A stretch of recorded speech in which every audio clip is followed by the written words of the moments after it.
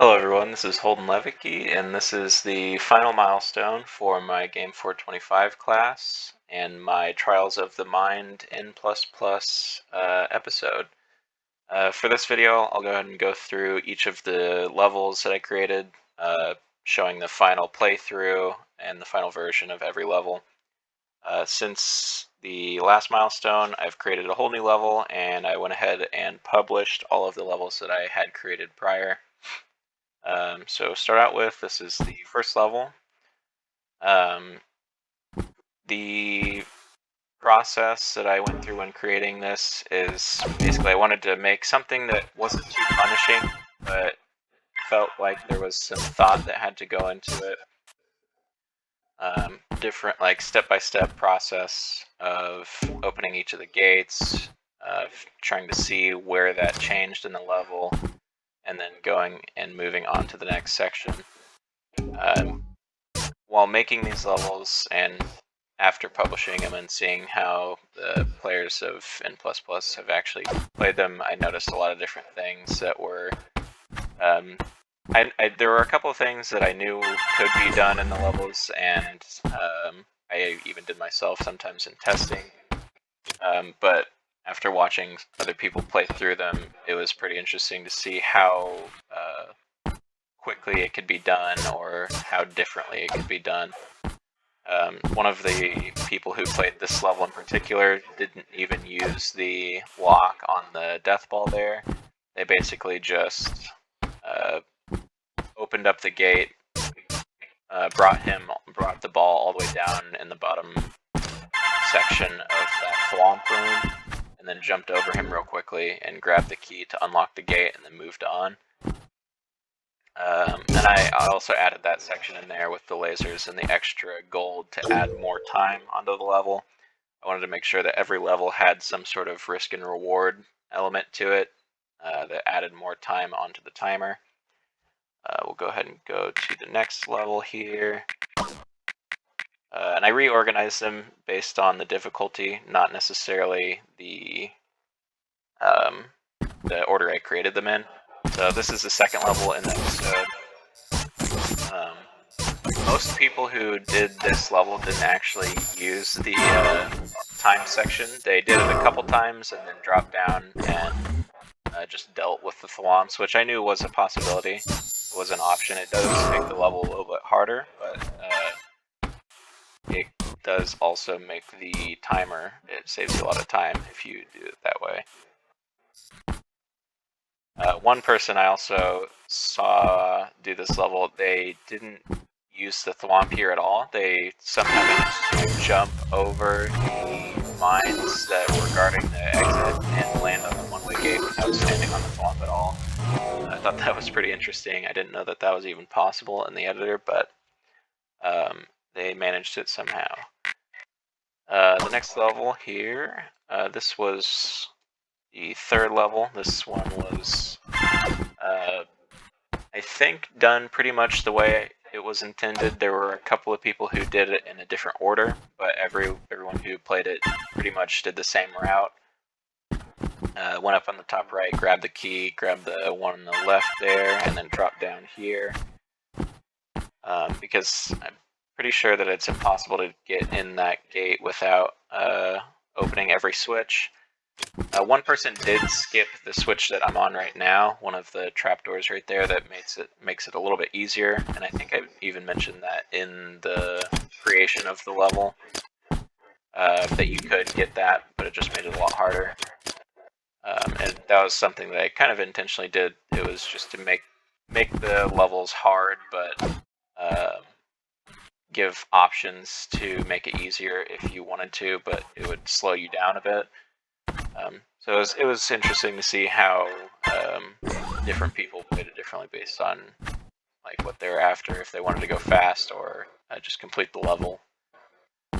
And the things that I'm showing right now, the playthroughs that I'm showing are me going through it. This is how I played each route. This is the fourth level, and this is one that I did. This is the level I created last, so it hasn't been shown off yet. This is probably, I wouldn't say it's the most complex, but it's definitely the most, I would say, visually appealing, in my opinion. Starting out, you have a couple of different obstacles, and after each obstacle, you have the option to go down and continue into the next section, or you can choose to just go to the exit. But if you go into the next obstacle, you unlock a new gate that will give you more time on the timer, basically increasing your score. So each section has a new entity that basically blocks your path, and I would say generally increases in difficulty as you go through the level.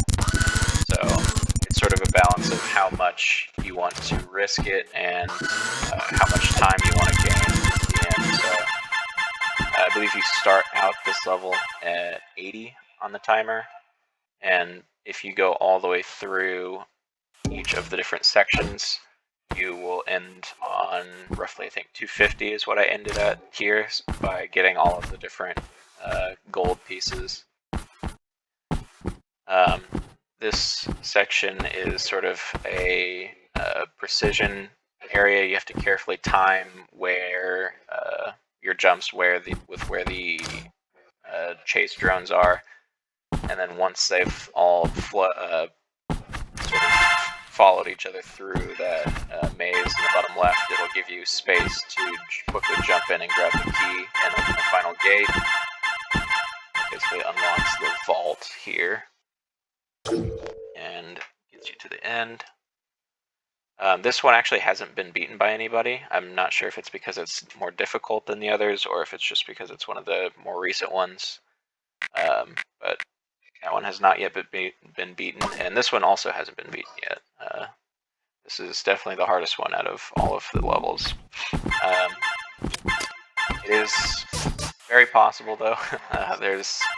Since the last video, since the last milestone, I had also added in a bunch of different gold pieces to not only add to the timer, but also help indicate where the different looping patterns were in the level.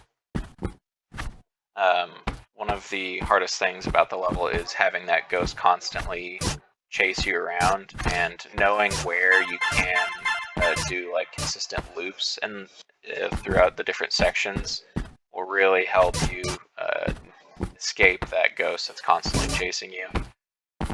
And this section here, this is the only part of this section that I'm not sure I was 100% on. I wasn't sure if I liked it all the way, just because the inconsistency of jumping through that bouncer pad and then having the laser drone flip the other direction.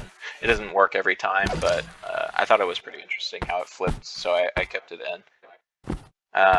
And as you can see, I'm constantly going back and forth in each of the sections so that I don't get caught by the ghost. I nearly got caught there.